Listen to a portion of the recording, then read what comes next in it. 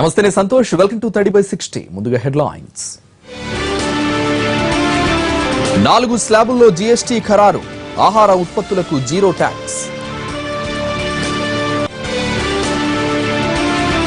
వెలగపూడి సచివాలయంలో బాబు వెంకయ్య పర్యటన. తన ఛాంబర్ పనులను పరిశీలించి సూచనలిచ్చిన సీఎం. ఏఓబీ ఎన్కౌంటర్ స్పాట్ కు వెళ్లనున్న యూనివర్సిటీల విద్యార్థులు. మావోయిస్ట్ నేతలు పోలీసుల అదుపులో ఉన్నారన్న జేఏసీ.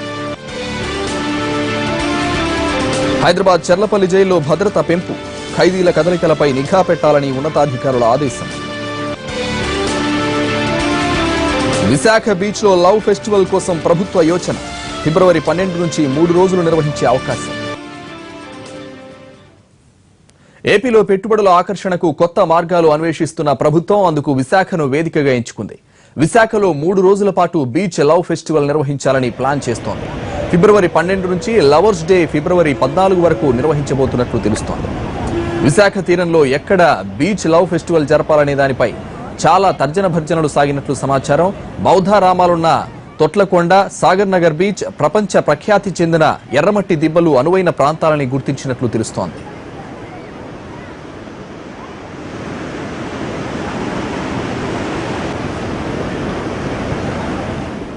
బీచ్ లవ్ ఫెస్టివల్ జంటల కోసం ప్రత్యేకం. అమెరికా, ఐరోపా నుంచి దాదాపు 9,000 జంటలను ఆహ్వానించనున్నారు.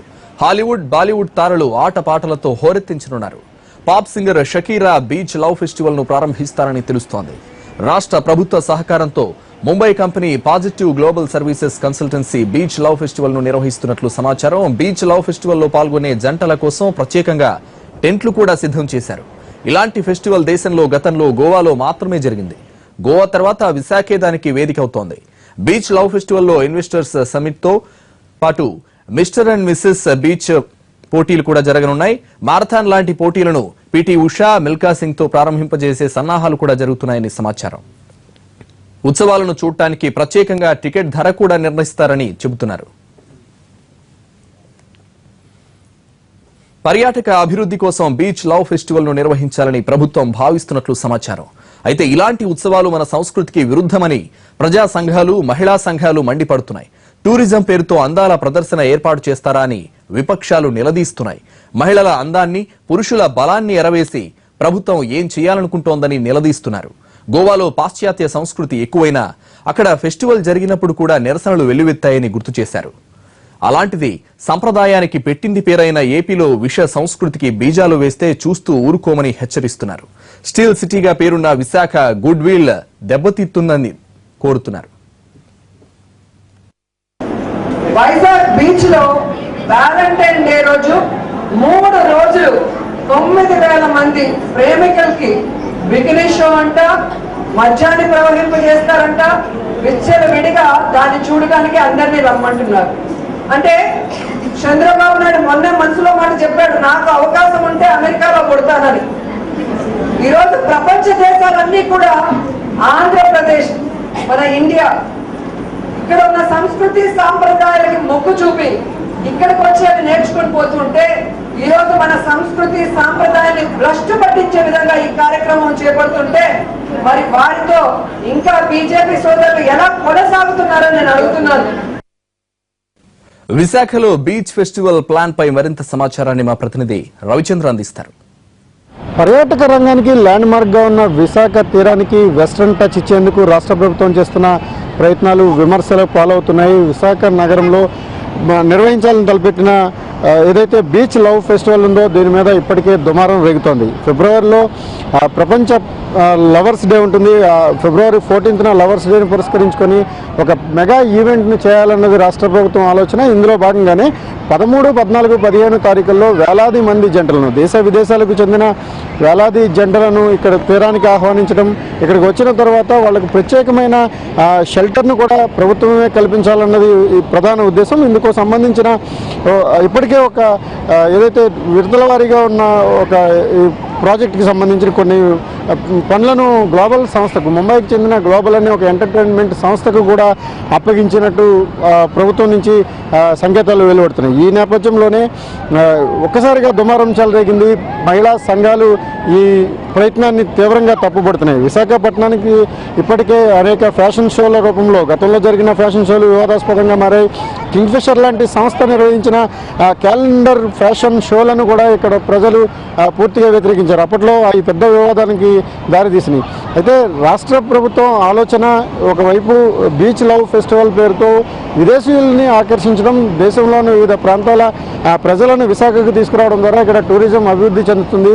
ఏదైతే గోవా ఉందో, గోవా పూర్తిగా చిన్న రాష్ట్రం అయినప్పటికీ అక్కడ ఆ రాష్ట్రం యొక్క ఆర్థిక వనరులన్నీ కూడా టూరిజం పైన ఎక్కువగా ఆధారపడి వస్తున్నాయి. కాబట్టి అలాంటి ఒక ప్రయత్నాన్ని ఆంధ్రప్రదేశ్కి కూడా కల్పించాలన్న ఒక భావన ప్రభుత్వంలో ఉంది. ఈ నేపథ్యంలోనే విశాఖలో ఉన్న ఆర్కే బీచ్ పరిసర ప్రాంతాల్లో ఈ బీచ్ లవ్ ఫెస్టివల్ను నిర్వహించేదానికి ఒక ప్రయత్నం చేస్తున్నారు. ఈ ప్రయత్నాన్ని ప్రజా సంఘాలు, మహిళా సంఘాలు తీవ్రంగా దుమ్మెత్తిపోస్తున్న పరిస్థితి. మరోవైపు వైఎస్ఆర్ కాంగ్రెస్ పార్టీ ఎమ్మెల్యే రోజా అయితే చాలా స్పష్టమైన హెచ్చరిక చేశారు. ఖచ్చితంగా ఇలాంటి ప్రయత్నాన్ని అడ్డుకుంటాం. కేవలం అభివృద్ధి కోసం పేరు చెప్పి, లేకపోతే టూరిజం పేరు చెప్పి ఈ ప్రాంతం యొక్క విలువలను, ఈ ప్రాంతంలో ఉండే సంప్రదాయాల సంస్కృతిని ఎట్లా మంటగలుపుతారన్న ఒక విస్పష్టమైన విమర్శను ఆమె చేశారు. ఈ క్రమంలోనే బీచ్ లవ్ ఫెస్టివల్ ప్రారంభానికంటే ముందుగానే అనేక విమర్శలకు తావిస్తోంది. గత అనుభవాలను దృష్టిలో పెట్టుకున్నప్పటికీ విశాఖపట్నానికి ఉన్న కాస్మోపాలిటన్ లుక్ కూడా పోతుంది. ఇక్కడ ఉండే సంస్కృతి సంప్రదాయాలకు ఇది విఘాతం కలుగుతుంది.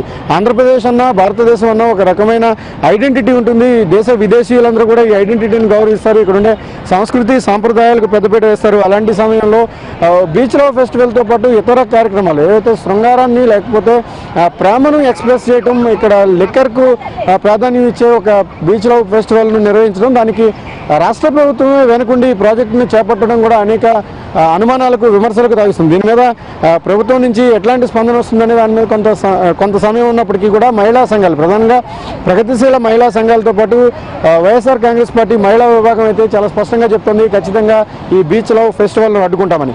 ఈ క్రమంలోనే ఒకవైపు ఈ ప్రాంతం యొక్క ఐడెంటిటీని కోల్పోతారు. గతంలో కూడా గోవా తరహాలోనే క్యాసినో వాళ్ళను ఏర్పాటు చేయాలి.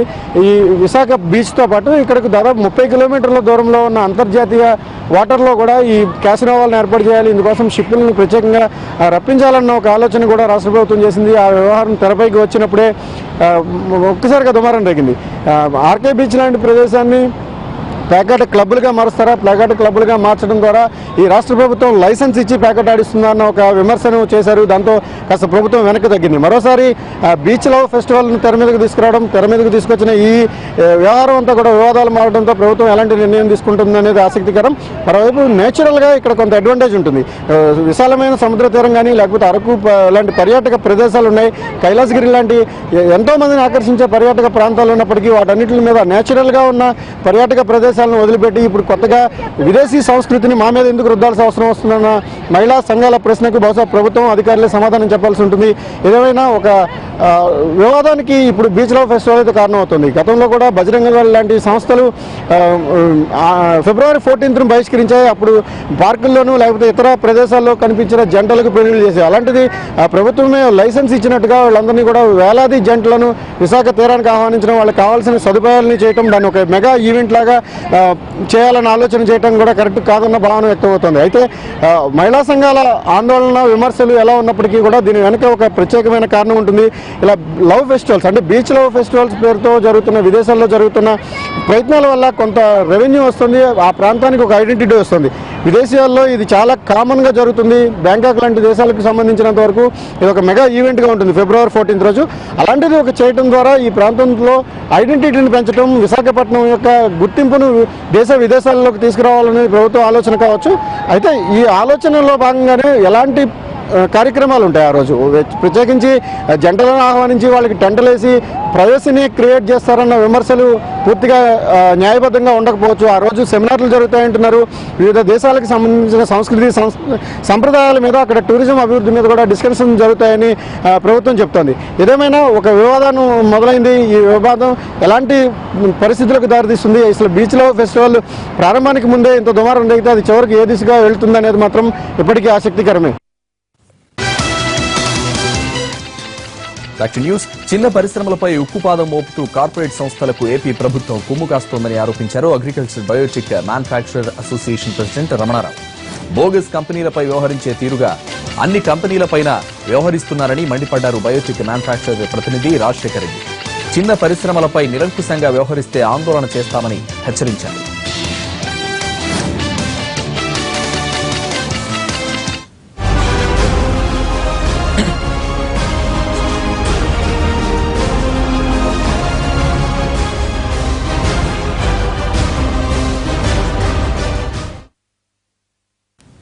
సామాన్యుడిగా మొదలై సర్వసంగ పరిత్యాగిగా మారి ప్రతి ఒక్కరిలో పరమాత్మను చూస్తున్న మహానుభావుడాయన.